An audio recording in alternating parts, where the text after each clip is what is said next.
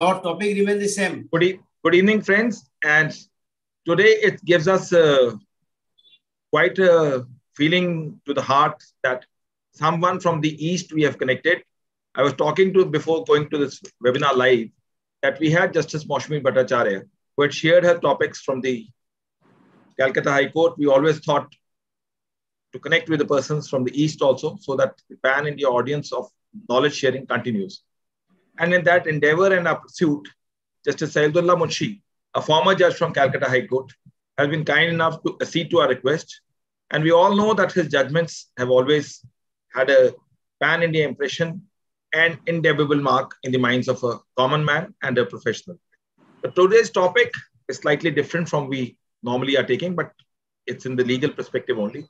And we were always looking forward to embark into this journey of legal sharing, where we discuss regarding the Waqf Act, prospects of the present Waqf Act 1995 and the amendments is the topic for the day. And to enjoy it on a weekend with a person who is always resourceful and a subtle way of hammering the points in the right manner and the right way is what creates this different niche of Justice Munshi. Without taking much time, we will request Sir to share his insights. And thank you to all those participants who are watching us live on the Facebook and YouTube. And those who have not subscribed to our channel can watch our previous webinars by subscribing it. And also to activate the notification part. Over to you, sir. Yes, a very good evening to all of you present virtually. Today's topic you have just heard. So before going to the topic, some introduction is necessary. Some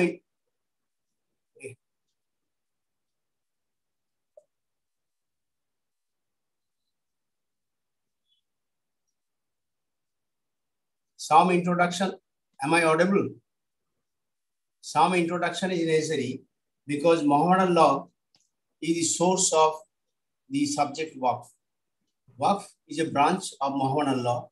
Therefore, a brief introduction. Slightly the camera, it has tilted downside. Only up till the neck it is visible. Sorry. Yeah, perfect. So this is a branch from Mohammedan law in general. That's why originally the Waqf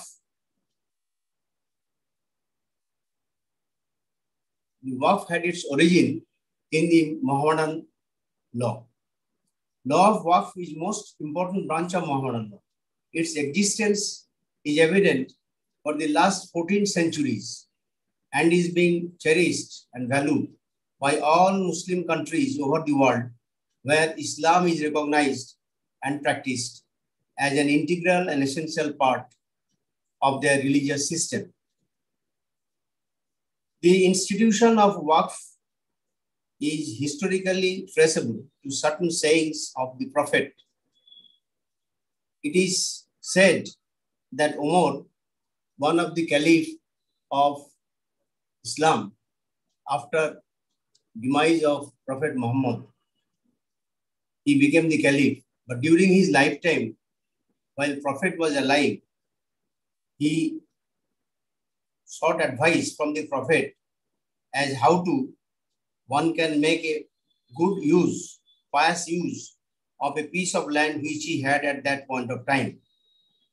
In reply, the Prophet said and declared that tie up the proper, that is the corpus, and devote the usufruct to human beings, and it is not to be sold or made the subject of gift or inheritance. Devote its produce to your children, your kindred, and poor in the way of God.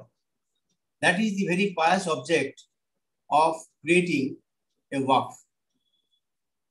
Many people, many generous people, I say, they have dedicated their properties, valuable properties, as Waqf in the need of humanity and for the service of human beings.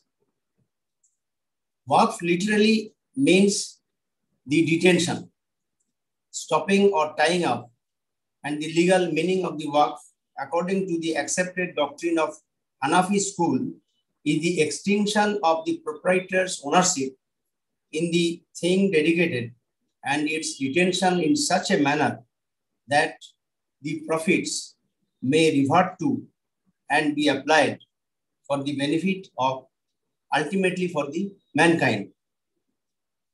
And this proposition long time back has been discussed in a decision in Indian court, year 1973, Madras 191. As I have already told, that Waqf has its origin in the Muhammadan law, and for the last 14 centuries, the practice in relation to the Waqf is going on. Time to time, government felt it is necessary to have some control, statutory control rather, on the Waqf properties and Waqf institutions. And that is why the appropriate government decided to enact laws for the control over the Waqf institutions and Waqf properties throughout India. Various enactments have come in India before and after independence. The whole and sole purpose is to see that the beneficiaries attached to the Waqf are benefited. Object and purpose of the Waqf are maintained, and institutions maintained under the Waqf income does not lose its character. Such enactments were made at different point of times. First such enactment came in 1913 when Muslim Waqf Validation Act came into force. Previously, a dispute arose if a Waqf is created for the members of the family of a person who dedicates the property to constitute as a Waqf, whether that Waqf is a valid Waqf or not, even if it is for the benefit of one's family only, family members only. A decision in Abul Fatah Muhammad's case, it was decided that when this type of charity is only for the private purpose and for the family members only, this cannot be the Waqf, and Waqf will lose its character. So in order to resolve the dispute, at that time various disputes came, and in the Muslim community also, it was seriously taken that this decision cannot have any binding effect on the Waqf, so that the character of the Waqf will be lost. So at that time, the government enacted this Act of 1913 to validate the Waqf. Even if it is for a remote purpose, and ultimate benefit is for the charity, then the Waqf is a valid Waqf and it cannot lose its character. Similar way, different acts came at different point of time, and Indian states were governed by different acts. There was no uniformity of the application of law for governance of the Waqf institutions and Waqf properties. Like Bihar and Odisha Mussalman Waqf Act 1926, which was applicable in Bihar and Odisha. Bengal Waqf Act 1934, which was applicable only in respect of the province of Bengal. Bombay Mussalman Waqf Act 1935, it was restricted, it's in use in a particular state. United Muslim Waqf Act 1936, UP Muslim Waqf Act had its application only in UP. Uttar Pradesh, Delhi Muslim Waqf Act 1943, Bombay Mussalman Waqf Amendment Act 1945 subsequently came, Bihar Waqf Act 1947, Waqf Act 1954. That is the only central Waqf Act which was sought to be introduced to bring an uniformity among the Indian states, Indian people. The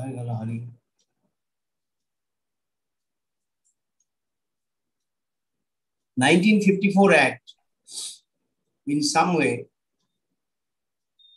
can be said to be similar with that of the provisions of 1995 Act. 1995 Act has been reformed in a better way, amending various provisions, deleting and adding some more provisions in the 1954 Act. More or less the object of 1954 Act and 1995 Act remains the same.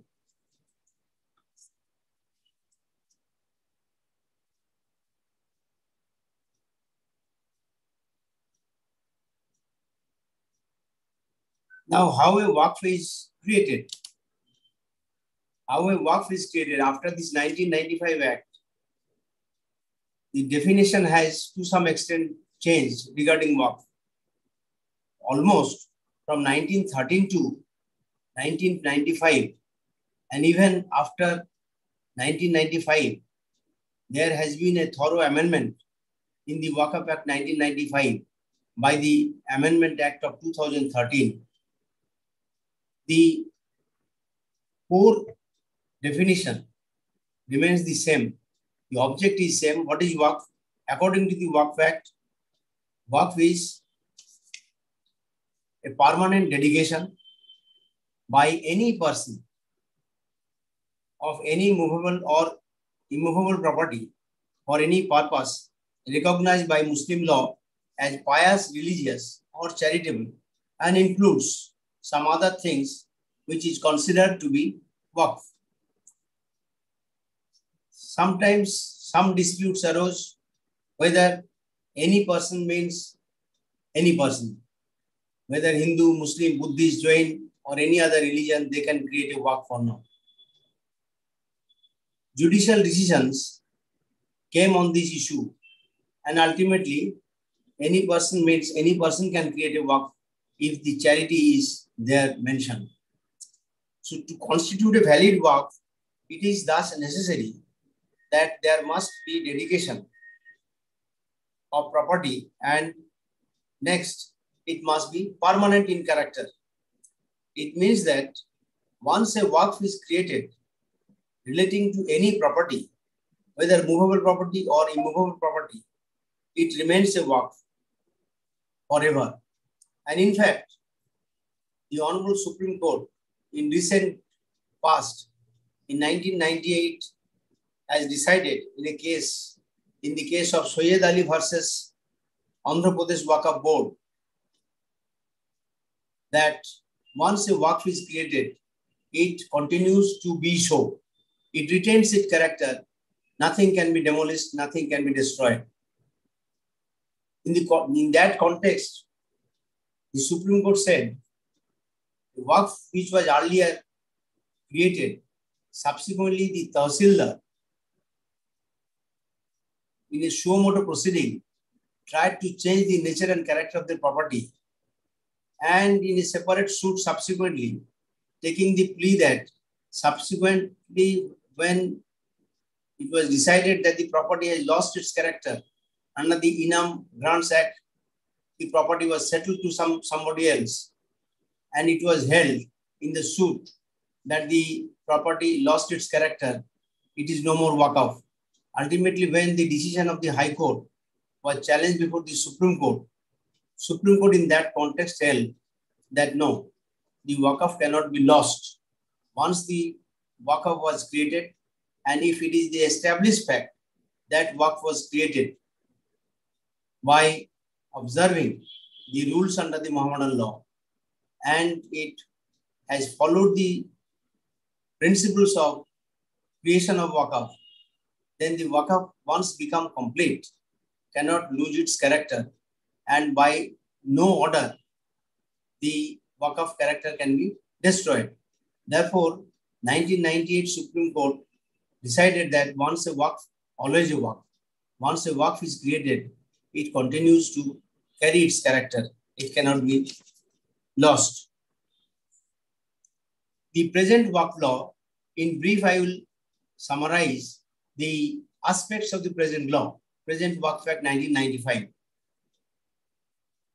1995 Act has introduced certain new things, and in brief, point was, if I say what are the characters of the present Waqf Act, then I will go to the amendments and the object of the amendments and its practical aspect of this act. Present Waqf law contains the following features, namely, 1. Waqf boards for the states and the Union Territory of Delhi, and it shall have not less than 7 and not more than 13 members, of which the majority will comprise of such persons. All are to be elected from amongst Muslim members of Parliament, Muslim members of the state legislatures, Muslim members of the Bar Council in the state, and mutawallis of Waqf in the state having income not less than 1 lakh rupees. That means the income must be more than 1 lakh. Then the mutawallis of those Waqf estate will be eligible to participate in the voting process, and one among those mutawalli members will be elected, or 2 will be elected to constitute part of the Waqf board. The nominated members will be from Muslim organizations of the state, eminent recognized scholars in Muslim theology, and representative of the state government, not below the rank of deputy secretary.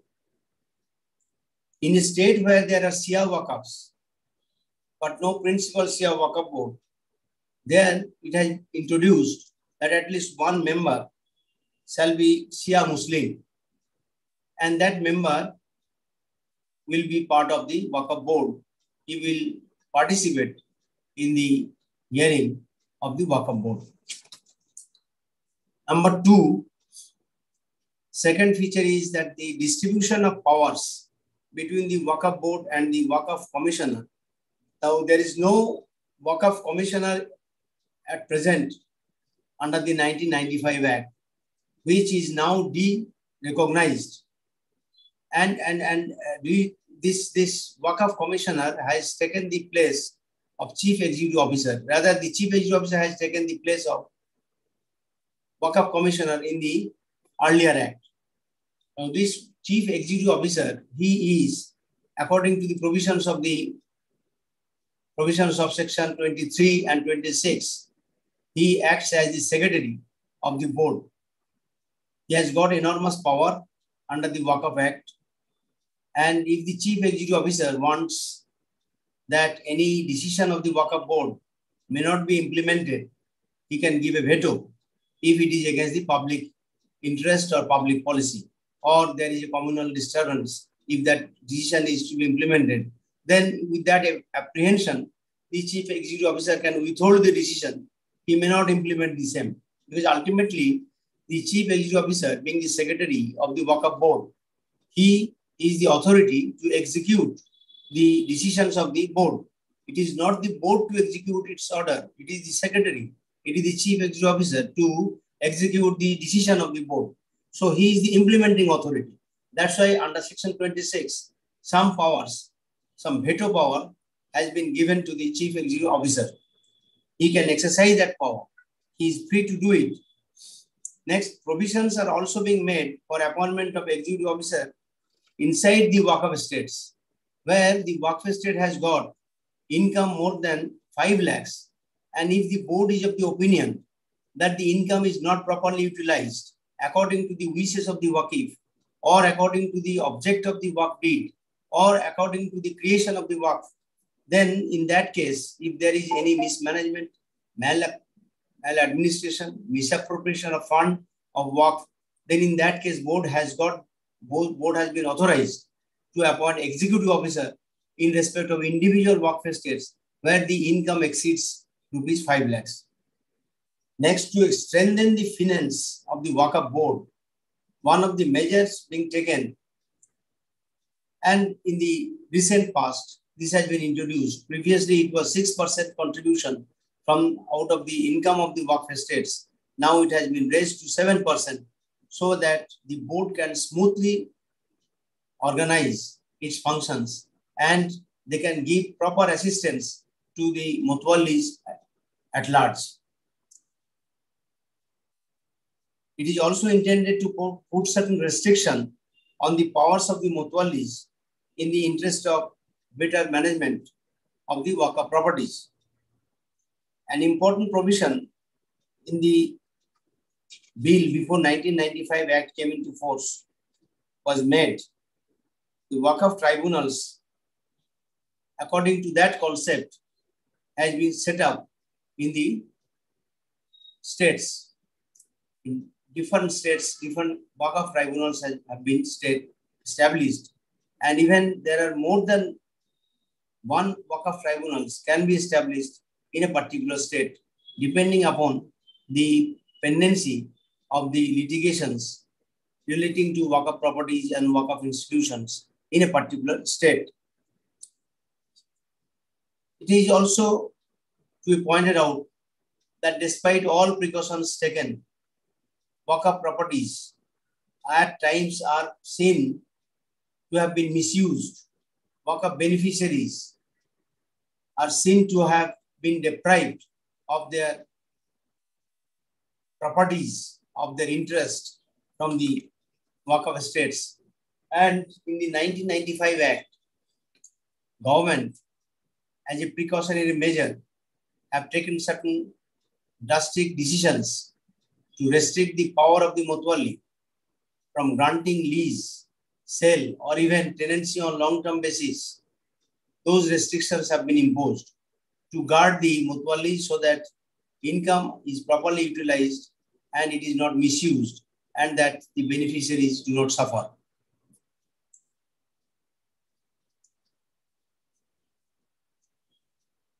In every state, as I have already pointed out, that there is a provision for Waqf tribunal. And what is the function of this tribunal? I will deal with elaborately because Section 83 of the Waqf Act indicates establishment of an independent tribunal to discharge its function, to adjudicate upon the disputes relating to Waqf. And Section 85 of the Waqf Act has made it clear that if any dispute arises in relation to any Waqf or Waqf property or Waqf institution, then such disputes are amenable to the jurisdiction of the Waqf tribunal constituted under Section 83. Section 83 clearly says that the disputes for which provisions has been made in the Act and which are required to be decided by the tribunal are to be decided in the tribunal. Section 85 creates a bar in respect of the institution of suits or other proceedings relating to Waqf before the civil court. From the inception of 1995 Act and even after the amendment of 2013, which brought about vast amendments in the 1995 Act, but the dispute is still going on whether civil court's jurisdiction in relation to the Waqf or Waqf properties are an absolute bar or not. These disputes have been set at rest by the apex court and ultimately held that no, if it is a Waqf or Waqf related dispute, there is no other alternative. It has to go before the tribunal only because tribunal has got all the tests of civil code. Section 83 lays down that the tribunal, while deciding, while trying a suit or executing a decree, shall be deemed to be a civil court. Then if that is the language of the section 83 subsection perhaps 5 says that it shall be deemed to be a civil court. Then again question arises, why not the civil procedure code should be directly applicable, made applicable in respect of the proceedings pending before the tribunal? Why it shall be deemed? Why there shall be a deemed decree? Why shall there be a deemed order? So these questions have been discussed by the courts, Indian courts, high courts and Supreme Court at different point of times. And ultimately, now it has been set at rest by the Honorable Apex Court in the current decision, where the Supreme Court says, if it is Waqf property or Waqf related dispute, then it has to go before the tribunal, because tribunal is the only forum which can decide, specialized forum which can decide these kind of disputes.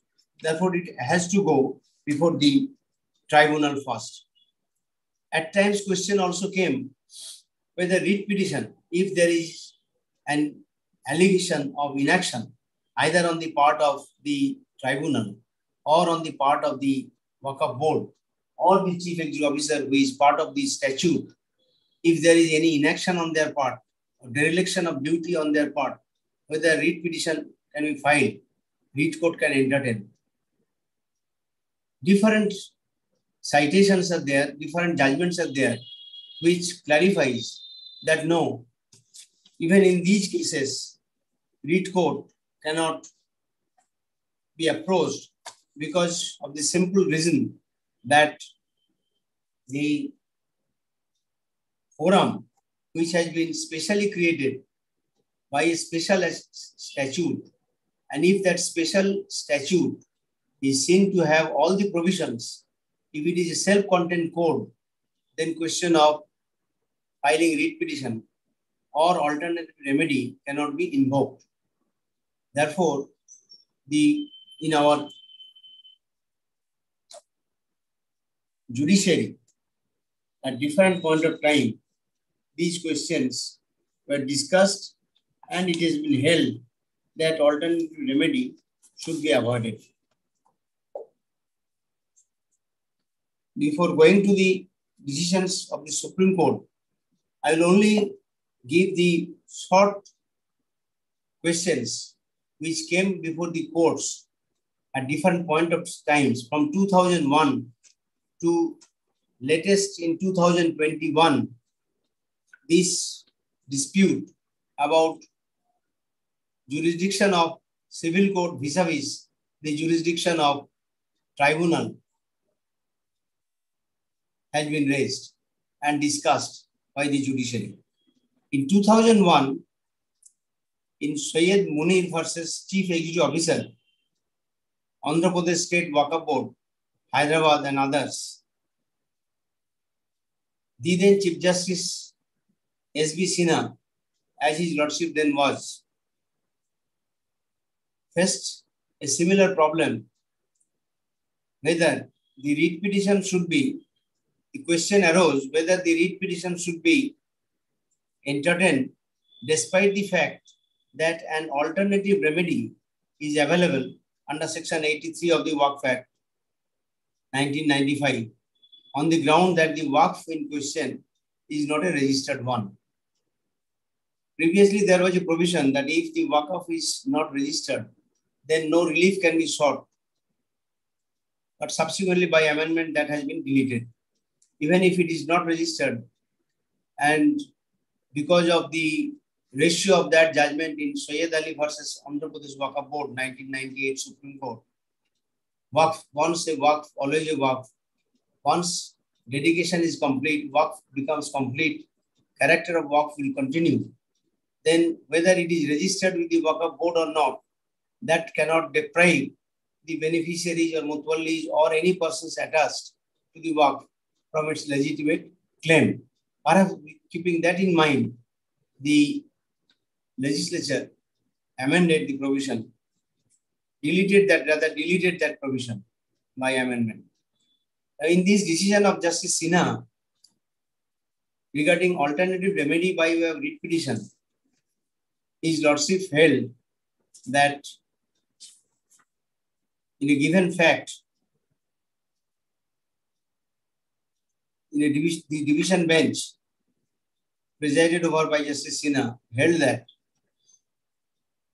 learned single judge cannot be said to have committed any error in directing the appellant to take recourse to alternative remedy available to him in law, meaning thereby that the writ petition held and which was affirmed by the division bench, holding that it is the tribunal which is to be approached if the dispute relates to the Waqf property. Next decision in the same line in again 2001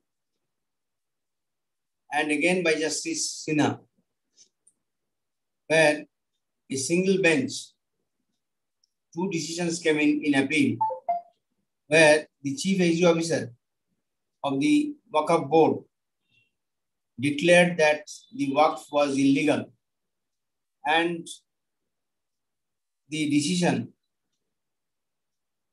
on this was held to be illegal because question of jurisdiction came in when the Waqf was not in existence.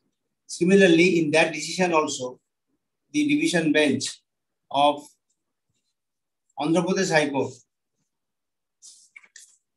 held that Section 83 of the Waqf Act and its subsection 5 says the tribunal constituted under subsection 1 of Section 83 shall be deemed to be a civil court and shall have the same powers as may be exercised by a civil court under the Code of Civil Procedure while trying a suit or executing a decree or order.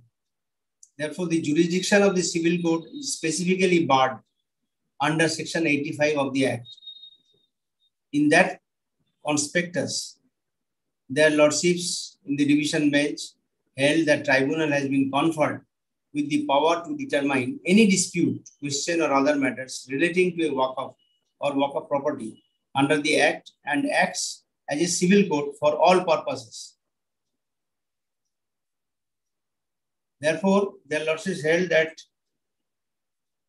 as a constitutional court, this court cannot permit a party to bypass such authority or statutory remedy and assign itself the role of statutory authority or tribunal by dealing with the disputed question of fact on title.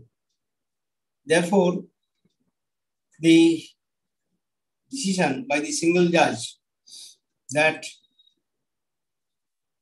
it is not the tribunal but the writ court can decide, that was set aside. This trend is going on since 2001. Then again in 2003, sometimes with some difference, some judgments have come. But ultimately, if we go through all the decisions, I will not place all the decisions. If we go through the decisions 2003, 2004, there was a difference. There, a judgment, an order was passed under Order 7, Rule 10, returning the plaint, holding that it is not the civil court but the tribunal should decide the matter. There, of course, the High Court held that the Waqf Tribunal is the only forum for the determination of a dispute question or other matter relating to Waqf or Waqf property, including the suits for perpetual injunction, and the civil court has no jurisdiction to entertain any suit for determination of a dispute relating to Waqf or Waqf properties.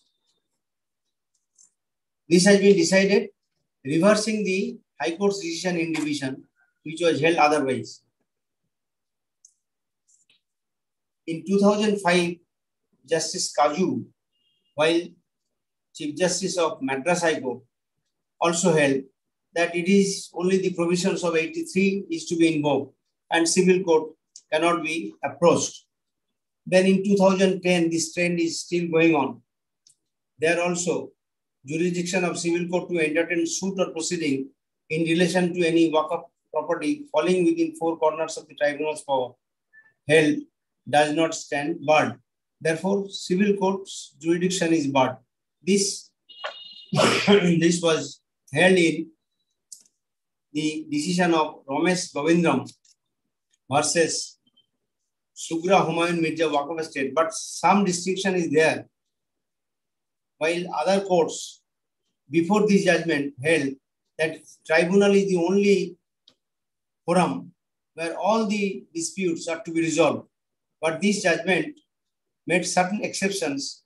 It said that the provisions which have been made in the Waqf Act 1995 for determination of the disputes can only be placed before the tribunal. Therefore, taking advantage of those sections where it says about determination of disputes by the tribunal only can be decided by the tribunal, not others. Therefore, whether absolute bar has been created under section 85 or not, this judgment has bypassed the issue. And rather it says that the bar is not an absolute bar. This is tribunal's power is restricted only in respect of certain provisions of the Waqf Act. And particularly since section 83 says the tribunal shall decide which are required to be decided by the tribunal under the Act. Therefore, where express provision has been made in the Act in different sections which requires that these are the disputes to be decided by the tribunal, the tribunal will decide only those provisions, only those disputes, those matters, not otherwise, and not the entire Waqf matters.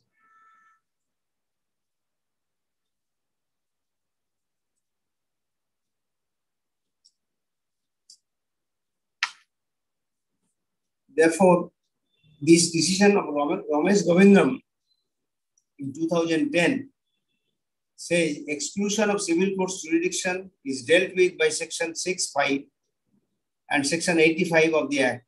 To interpret section 83 as a provision that excludes the jurisdiction of the civil court is not therefore legally correct, for that provision deals with constitution of tribunals, the procedure which the tribunals should follow, and matters relating thereto.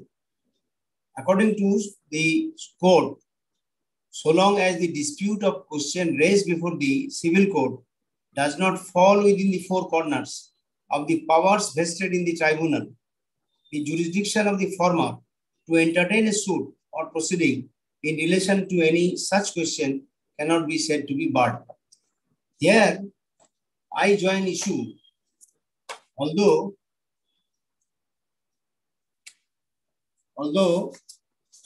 we have seen these decisions more or less says that bar created under section 85 is an absolute bar. But if few provisions from the Waqf Act we visualize, then it will be clear that there is some ambiguity in the enactment itself. So for section 6, section 7, there the jurisdiction has been directly given to the tribunal under the Waqf Act. This jurisdiction is not pertaining to 83. Under 83, tribunal is constituted, no doubt, but independent jurisdiction has been inferred upon the tribunal under section 6 and 7, which specifically says about the disputes relating to Waqf. If we consider section 68 of the Waqf Act, where a provision has been made that in a case where a removed mutawalli seeks charge from a removed mutawalli, newly appointed mutawalli when seeks charge from the removed mutawalli, and if such removed mutawalli refuses to hand over charge of the Waqf estate, then what are the consequences and what are the remedial measures to be taken by the newly appointed Mutwalli or Committee Mutwalli? That has been illustrated under Section 68 of the Waqf Act. Now, Section 68 is all right. It gives power to magistrate, it gives power to the chief executive officer, everything. But there is a lacuna in that section where we find that ultimately the Act says, Section 68 says that the decision where the magistrate arrives at directing the removed Mutwalli to hand over charge to the newly appointed Mutwalli, then the aggrieved person can approach the civil court. If I just draw your attention, to the provisions of Section 68, it will be very clear. And why I am taking you to this provision, because the ambiguity is there. And if in future any amendment is proposed, this should be borne in mind that provisions of Section 68 should be amended, taking a positive view. Where is the dispute? If courts have already announced or pronounced that Section 85 creates an absolute bar, whether this is absolute or not, that is to be clarified. And if necessary, the provisions of 68 and some other provisions also are required to be amended. Section 68, subsection 6,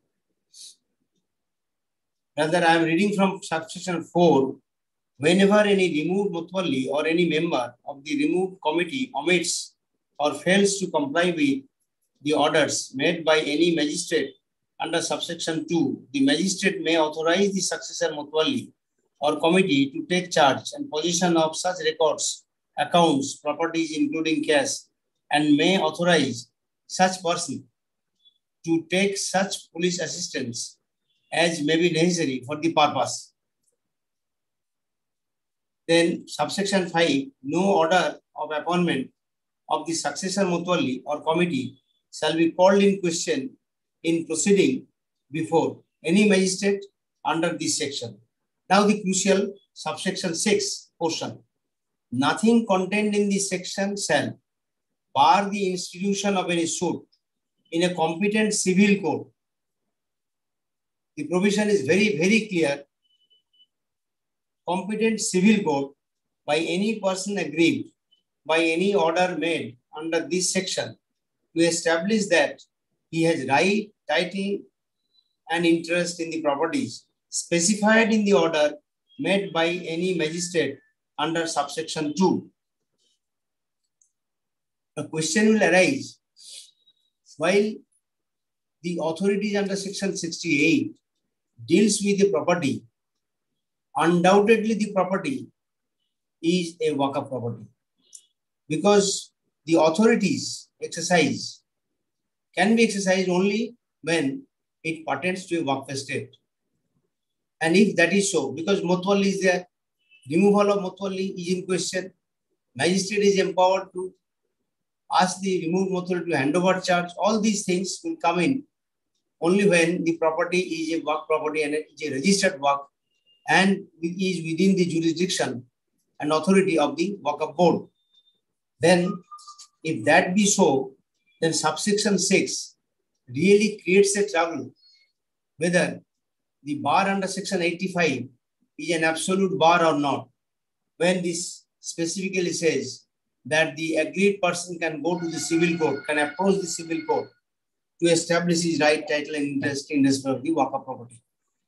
Had there been any such provision, that section 85 would stand as an absolute bar in respect of a Waqf property, and more so when the Waqf property is registered with the Waqf board and exercising authorities over it, this decision can be amenable before the civil court. Here the civil code obviously does not mean the code within the meaning of section 83(5) of the Waqf Act. Here it is very specific that the civil code having jurisdiction can be approached for right, title and interest, for declaration of one's right, title, interest. And what is the right, title, interest? Relates to a property which is a registered work. Therefore, this portion, this is a gray area of the Waqf Act, section 68, which directly contradicts with the provisions of section 85. And even if section 83 authorizes the tribunal to decide matters pertaining to Waqf estates, Waqf properties and Waqf institutions, even then, entire relief may not be available before the Waqf tribunal. Parties may be at liberty. They can opt for declaration before the civil court. Similarly, there are other provisions also which have not taken care of even during the amendment was brought in 2013.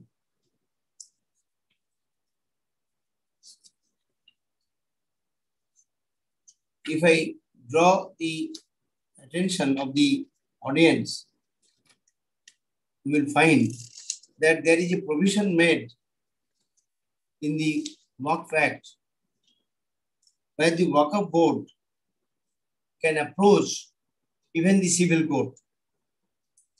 The language is very clear. Section 85 creates a bar. No suit or other legal proceedings shall lie in any civil court, revenue court, and any other authority in respect of any dispute. This provision has been amended where revenue court is barred, civil court is barred by way of amendment. This is civil court has been introduced. But even then, if you see there has been no amendment in the next provision, 86, which says appointment of a receiver in certain cases, notwithstanding anything contained in the Code of Civil Procedure or in any other law for the timing in force, where any suit or other legal proceeding is instituted or commenced by or on behalf of the board to set aside the sale of any immovable property, which is Waqf property, in execution of a decree or order of a civil court. So and so, to recover possession of the property by a mutawalli, to recover possession of immovable property, which is Waqf property, etc., etc. Then the court may, on the application of the plaintiff, appoint a receiver of such property and direct such receiver to pay from time to time the plaintiff out of the income, etc. The court may consider to be necessary for the purpose of prosecuting of the suit. Here also, section 86, if it is deeply considered, does not speak of section 83 of the Waqf Act. It speaks of very well about the jurisdiction of the civil court, which only can exercise the power to appoint receiver. And this is the only provision which specifically mentions that where the Waqf board, in respect of a suit, where suit is pending, can pray for appointment of receiver. In 3 situations, this can happen if where any suit or other legal proceeding is instituted or commenced. Therefore, these provisions are also required to be amended thoroughly. Otherwise, the purpose and object for which bar has been created under section 85 will be of zero effect, because people will go both before the tribunal and also before the Waqf, also before the district courts. So that is not the, if that is not the object of the act, that the civil court should entertain disputes relating to Waqf, then the provisions should be made very clear and all ambiguity should be removed. Now, in 2013, various amendments have been made in the Waqf Act. For instance, time is very short. We cannot in detail go to the amendments today.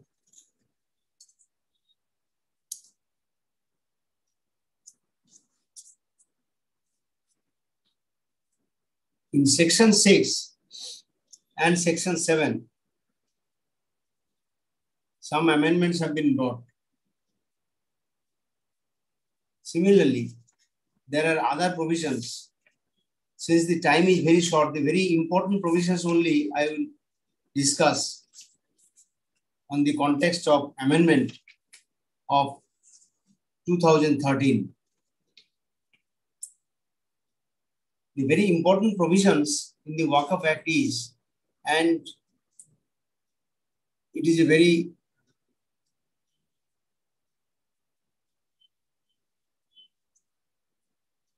prominent problem before the persons managing the Waqf properties.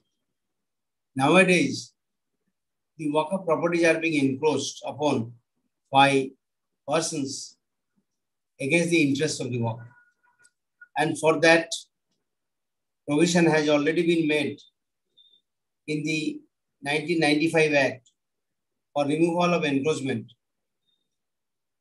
But encroacher, who is encroacher, has not been defined in the Act, in the 1995 Act. Subsequently, by amendment, this has been introduced recently in 2013. And now, after section 3, subsection E, EE has been introduced by way of amendment in 2013. Now, encroacher means, according to Act, according to the amendment introduced in 2013, is encroacher means any person or institution, public or private, occupying Waqf property in whole or part without the authority of law, and includes a person whose tenancy, lease or license has expired or has been terminated by Mutawalli or the board. Therefore, the definition is a vast definition having enlarged scope to catch hold of a person who is in occupation of a Waqf property without any authority under the law. Therefore, any person who has no authority to occupy and is in occupation of the Waqf property can be said to be an encroacher. What are the remedy available in the Waqf Act 1995? That we will discuss. Now, 54 is specifically mentioned in the Act for removal of encroachment. There are other provisions like section 52, which deals with recovery of Waqf property. There is a distinction between the two provisions. One is encroachment and the other is recovery of Waqf property. Recovery means the property which has been destroyed by the Mutawalli or by the board, or by the Mutawalli in connivance with the board, or by the beneficiaries in connivance with the Mutawallis, or any person interested in a Waqf in connivance with or in collusion with the Mutawalli or any other person, other institution attached to the Waqf, then the property can be said to be an illegal transfer, and that illegal transfer can be set aside by the provisions by implication of section 52.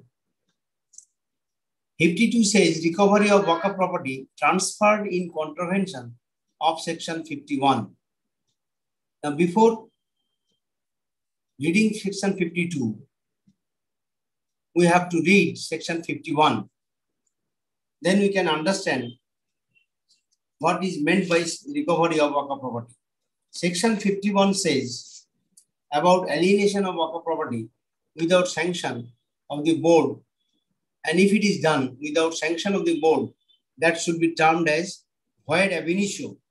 So, for transfer of any Waqf property, you have to take permission from the Waqf board. and in absence of any such permission of the board, if any mutawalli or any person attached to the Waqf or Waqf institution transfers any property of the Waqf, that will be void ab initio.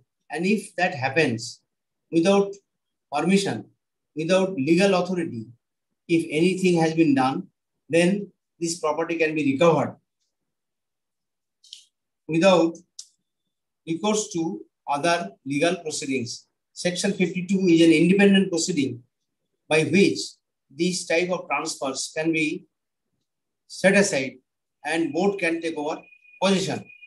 Section 52 says, if the board is satisfied after making any inquiry in such manner as may be prescribed, that any immovable property of the Waqf entered as such in the register maintained under Section 36 has been transferred without previous sanction of the board in contravention of the provisions of Section 51 or 56, it may send a requisition to the collector within whose jurisdiction the property is situated to obtain and deliver possession of the property to it.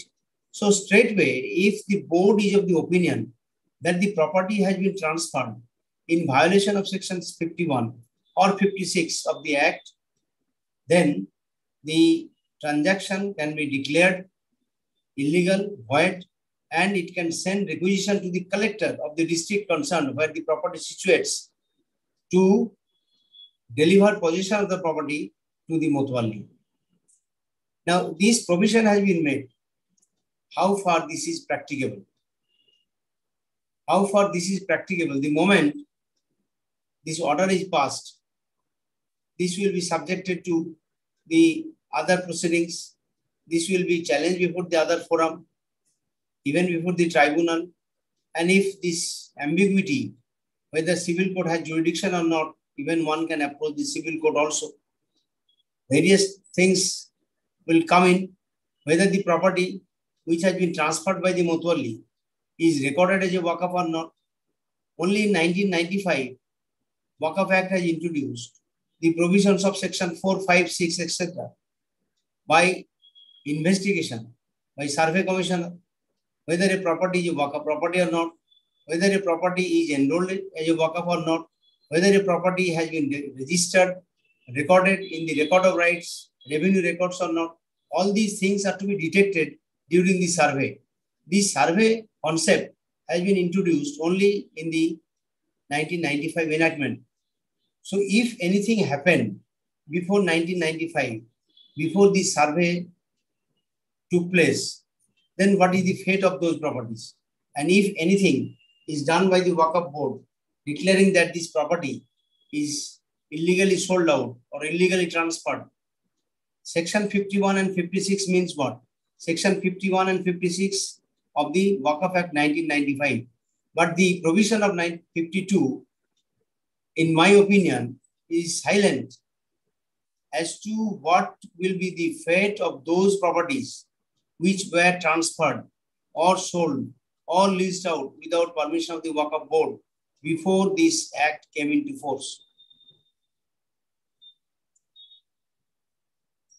Therefore, this provision is not sufficient. Although we say that the Waqf Act is a self-sufficient code of conduct, a self-sufficient code, every provision has been made, every remedy has been prescribed, but that is not so. Therefore, these sections are yet to be amended, and full-fledged provisions has to be introduced, positive approach has to be made so that the Waqf properties can be recovered. If illegally sold, illegally transferred, means are to be prescribed so that this can be easily taken back.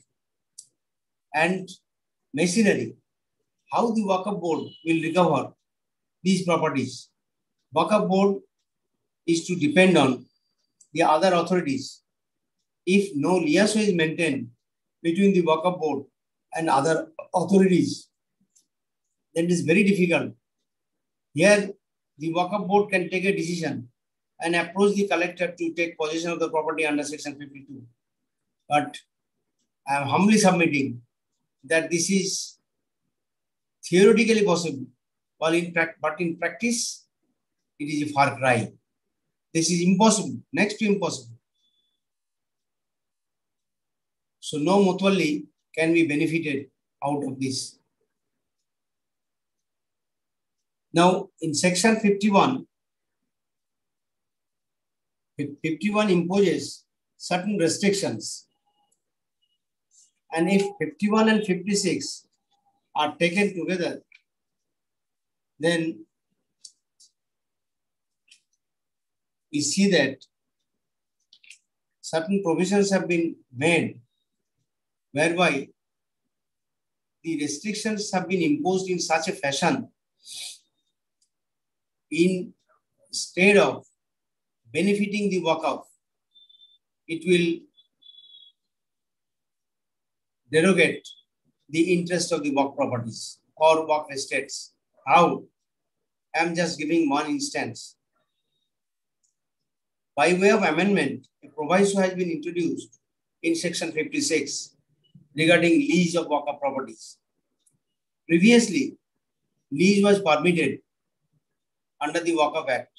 In 1934 Act, in Bengal Waqf Act, there it was said that if under the provisions of the Waqf Act, any lease is permitted, then the Mutawalli can be permitted to grant lease, although board's permission is required. Board is to monitor and is to verify whether such permission is granted or not.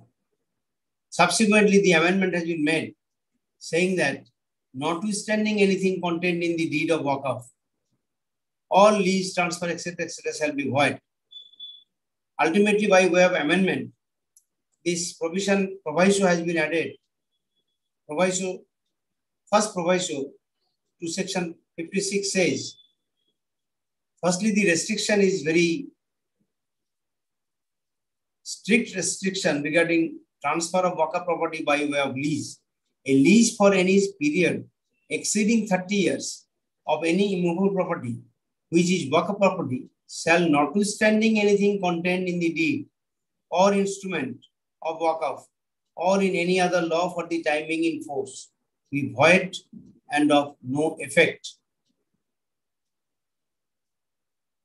This restriction is an unlimited restriction. And ultimately, it has made grant of lease impossible in respect of any Waqf properties.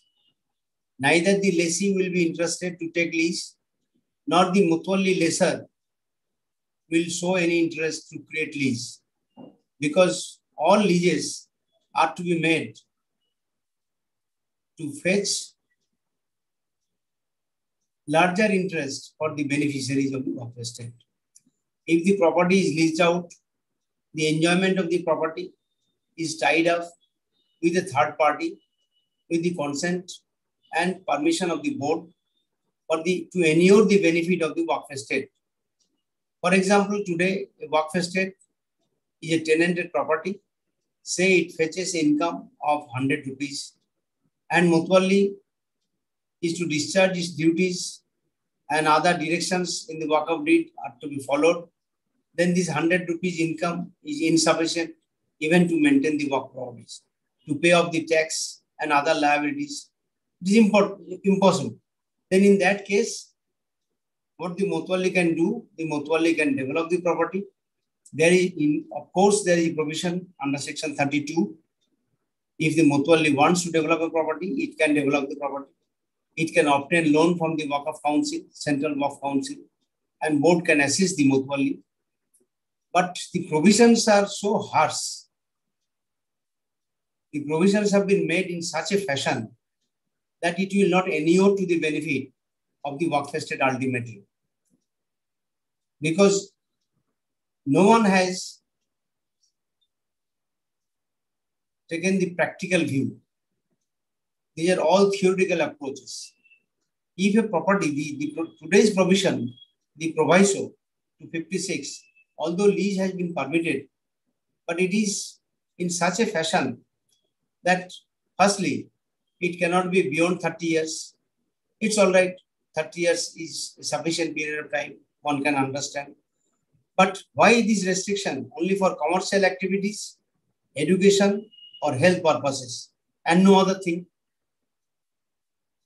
If a lease is to be created in respect of only these three purposes, commercial activities, education purposes, or health purposes, it means that if a lease is to be created, the lessor who is to give the lease and lessee who is to take the lease, that relates to a bigger properties, not small properties, because commercial activities cannot be done in a short span or small properties.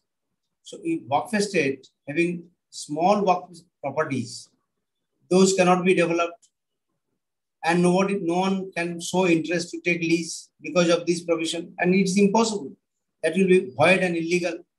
So that cannot be done. Then these properties, the Waqf estate, where the shape of the property or extent of the property is too small, those cannot be developed, and income of those properties cannot be enhanced. So therefore, this approach is a negative approach in my view. If a property can be leased out for 30 years for development purpose and for commercial purpose, why not for some other purpose? What is the logic behind it? It cannot be understood. If you lease out this property, Waqf property, after development to education institution, this education institution will take not 5 katas, 10 katas. They require bigger area. So only these leases are restricted for the bigger areas, not for the poor Waqf estates. So beneficiaries of the Waqf estate, poor Waqf estate are not benefited by this amendment at all, by these restrictions at all. You have imposed restrictions. In public, you are saying that we are protecting Waqf properties. It's all right. Object is very pious. But who is benefited out of it? Nobody. The purpose for which the Waqf has been created. Ultimately, the beneficiaries are to get the benefit out of the Waqf estate.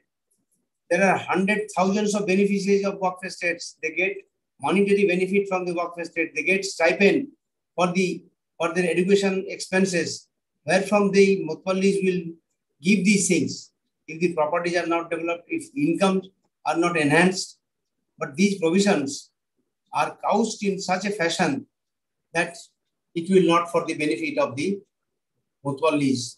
It is not for the benefit of the Waqf estate and its beneficiaries. Therefore, in my humble opinion, there are other aspects of amendments also, but time is short. I cannot go beyond my limited time.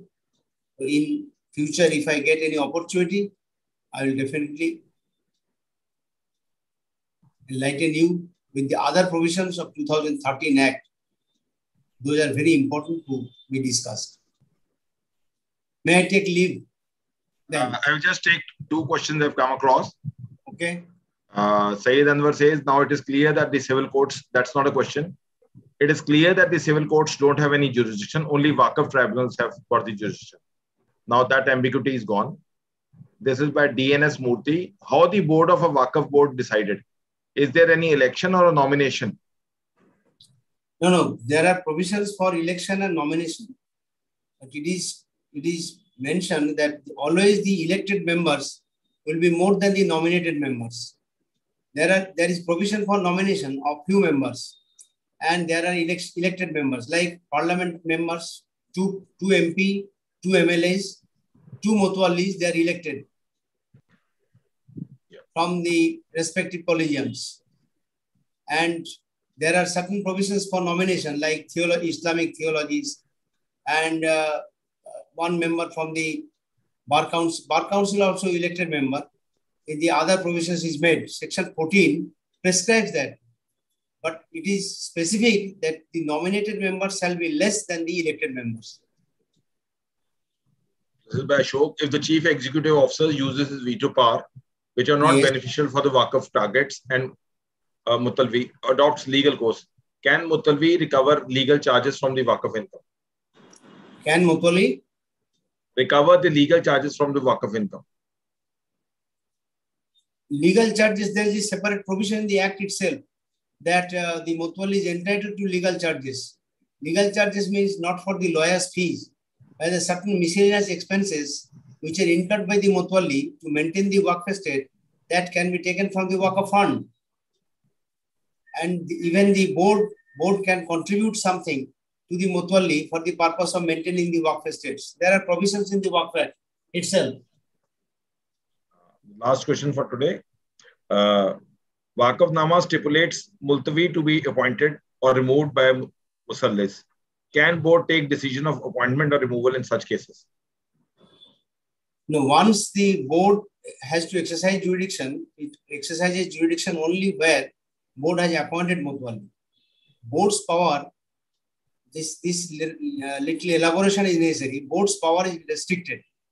But when Mutawalli is appointed under the Waqf deed, definition of Mutawalli, you see, Mutawalli means Mutawalli is a person appointed under the deed of Waqf by which the Waqf is created.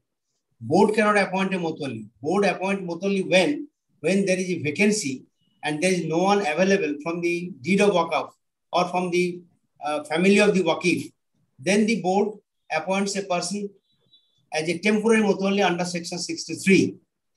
A Mutawalli is appointed under the Waqf deed, and in that deed, if anybody is appointed, the board's duty is to record his name as a Mutawalli only. Board is to bring his name on record, nothing else. It cannot adjudicate upon. It is compulsion. It has to record this person's name if he is in terms of the Waqf deed. When there is no person available according to the terms of the Waqf deed or from the Waqif's family, then the board exercises this power of section 63 for a period of 5 years only. They can appoint a person. So board exercises power to remove Mutawalli when there is a recorded Mutawalli and appointed Mutawalli both. Under section 64, if there are mismanagement by the Mutawalli, then the Waqf board can exercise power under 64. There are instances mentioned when the Mutawalli can be removed. If that situation arises, then the Waqf board can assume jurisdiction to remove the Mutawalli. Sayyid again asked, could you throw some light on section 51, permission from the Waqf board? 51. 51. 51, there is some ambiguity in 51. Even after amendment of this provision, this creates a bar that no property can be leased out, can be transferred by way of lease if permission of the Waqf board is not taken. I am reading the provision. Notwithstanding anything contained in the Waqf deed, any lease of any immovable property which is a Waqf property shall be void unless such lease is effected with the prior sanction of the board, provided that no mosque, dargah, etc. or imambara shall be leased out. That there is an absolute bar for these type of properties. 1A, which has been amended, which has been introduced by way of amendment, any sale, gift, exchange, mortgage, or transfer of Waqf property shall be void ab initio. These are absolute restrictions. Next, the proviso, provided that in case the board is satisfied that any Waqf property may be developed for the purpose of the Act, it may, after recording reasons in writing, take up the development of such property through such agency and in such manner as the board may determine, and move a resolution containing recommendation of development of such Waqf property, which shall be passed by a majority of 2/3 of the total membership of the board, provided further that nothing contained in the subsection shall affect any acquisition of property. This is different. Now, one thing is clear, that section 51, the heading of section is alienation of Waqf property without sanction of board to be void. And the subject of section 51 is totally different from that of the heading of the section. Any property transferred without permission of the board shall be void. That everybody knows. And the restriction which has been made regarding mosque, dargah, etc., no necessary to provide these, because these mosques cannot be transferred, dargah cannot be transferred, these Waqf property, these cannot be transferred. Even board cannot give permission by way of sale, lease, or gift. This section mainly deals with only one provision, that is the development of the Waqf property, and if that is to be done by way of a resolution by the board of 2/3 majority, board can pass this. Now, when this development can come, then if section 51 second proviso, if you take into consideration regarding development, then you have to take into consideration of section 32, which gives the power to the board, in general power of the board. And there, section 32(4) has to be taken into consideration. If you read subsection 4 of section 32, along with section 51, then thing will be clear. So section 51, although imposes a restriction on transfer, it is really transfer is void. All right, without board's permission, it cannot be transferred. But only provision has been made under section 51 is the development of Waqf property, that too by a 2/3 majority decision of the Waqf board.